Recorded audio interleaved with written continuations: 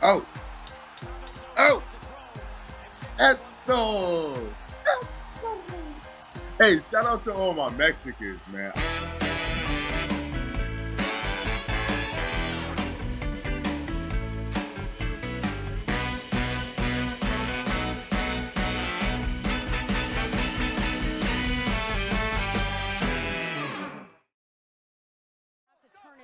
Now, see, this is what's very controversial. So, Chavez, as we clearly see, fights with his head coming close. See, as we see now, he comes down, and as a fighter, he's complaining because I had more of the advantage. When a fighter fights an inside fighter such as this, and they get lower than the actual boxer pressure fighter, it becomes confusing because he's used to fighting in a comfort level, and I was kind of breaking it down and moving him, so he was looking for excuses. But as you can see, after every combination, I made sure I got low, I got under him, so that he couldn't be comfortable with punching me unconsciously, just knowing like where I was. I just wanted to give him different looks.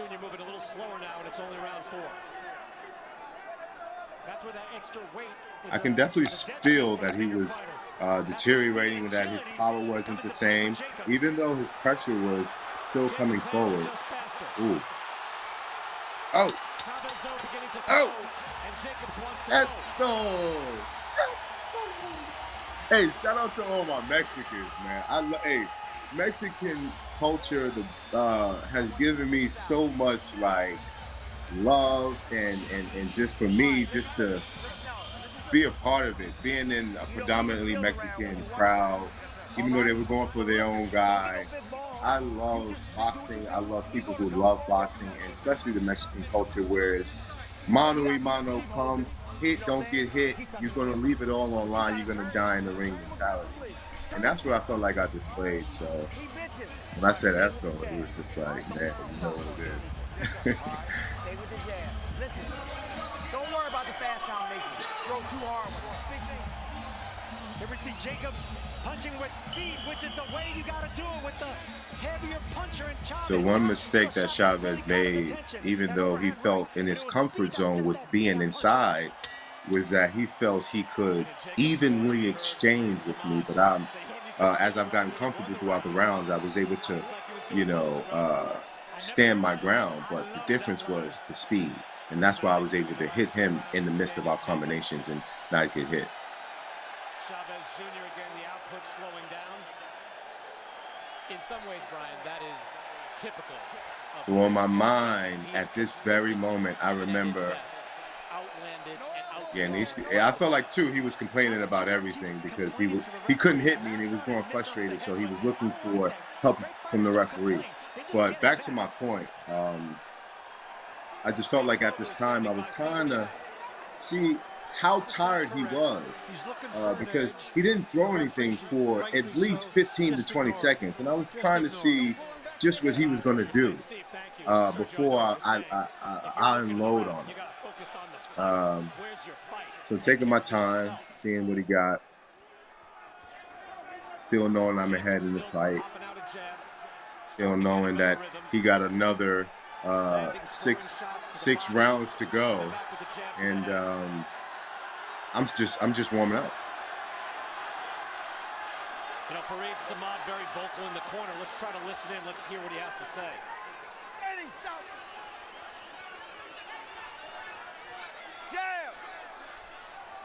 So as we talk about that communication between trainer and fighter, we can see here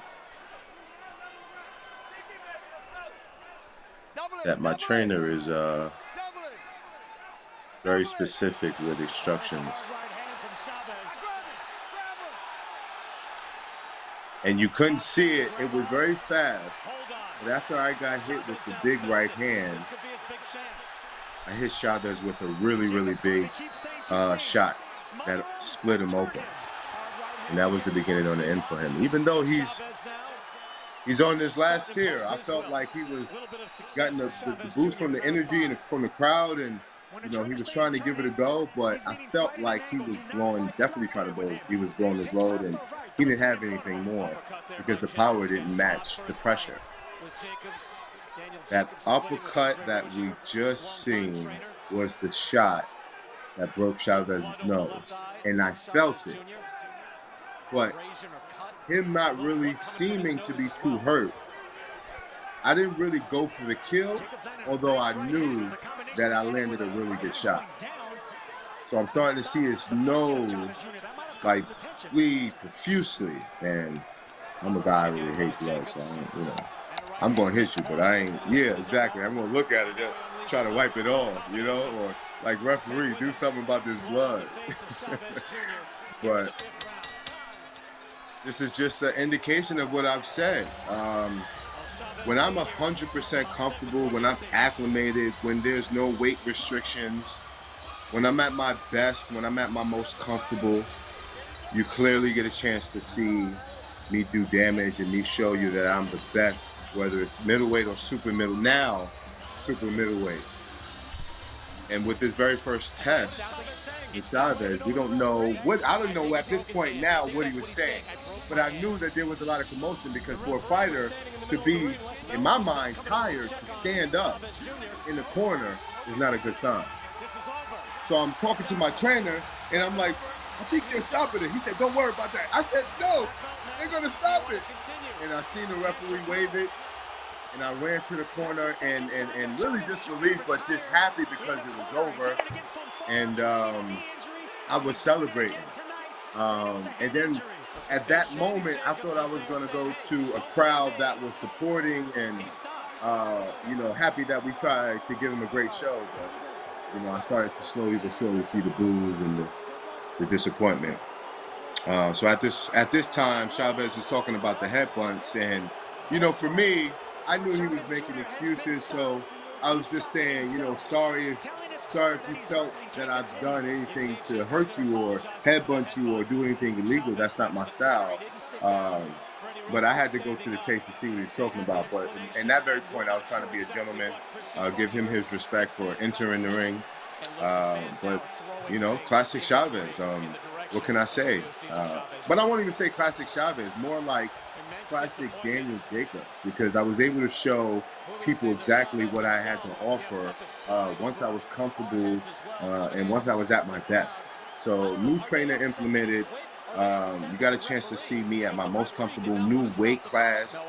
It was just a great situation. I was very, very excited and happy for the outcome.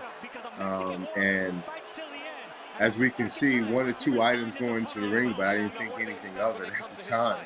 I was just thinking of maybe 1 or 2 angry fans, but slowly but surely, I started to kind of see more things. It takes one person to throw one item into the ring, and then you're gonna start seeing everybody throw stuff in the ring. So in my mind, I'm just like, is this really about to happen?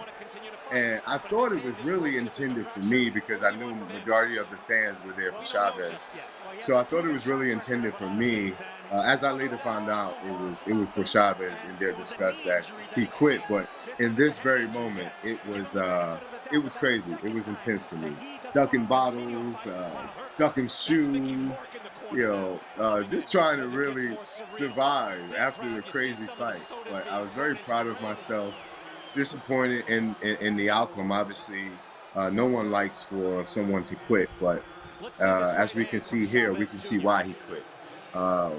Chavez obviously typical coming in with that low guard, overhand right, beautiful shot, which I ate. Very, very good. People talk about my chin, but I ate that shot coming from a cruiserweight. And this was the shot that I landed that started the cut over Chavez's eye. But it wasn't necessarily the shot that ended the fight, because the uppercut, hopefully we get a chance to see, was the shot that really broke his nose in I think 3 or 4 places. If I heard right, if I heard rumors right, I think he was in a hospital for a couple of days after. So for all those speculations about the headbutts, I mean, you can see the disgust on his dad, who is a legend in the game. So he's one of those guys who's going to give it his all and die on the front line if he has to. So coming from a Mexican culture background, even he was in disgust. But this was a typical Chavez fight where I was just able to benefit because I was able to see where I stood coming up into a new weight class. So as you can see, he's holding his nose. There was definitely some damage done. You can't talk about any headbutts because if you really study this fight and you go back and see who was initiating, the headbutts or the up close fighting where I kind of had to maneuver. It's just one of those things. I'm not a dirty fighter. I have much respect for anyone who steps in the ring, but a sore loser and a quitter, I don't think anyone really in this game truly respects. But I was able to get a win, a very dominant win. A very dominant victory against a light heavyweight. I wouldn't say light heavyweight. It was more like a cruiserweight. But former world champion, and he obviously you can see the crowd. We both run the crowd out, but predominantly for him because he still had the name. But one thing that the Mexican fans don't like is that they don't like a quitter. And you can see my team here protecting me. You got to keep calling my manager, Dazn, from Snack all the way in California. Comes over. He's like my cut man and my conditioner. We had Mike Rella, who's my cut man. Faris Ahmad, Pops Connolly. We have my whole entire team literally kind of just trying to protect me, whether it's with ring cards or their jackets. I mean, my manager had like a $2,000-3,000 suit on. He complained about juice. Good time. All I can say. Good times. Great experience.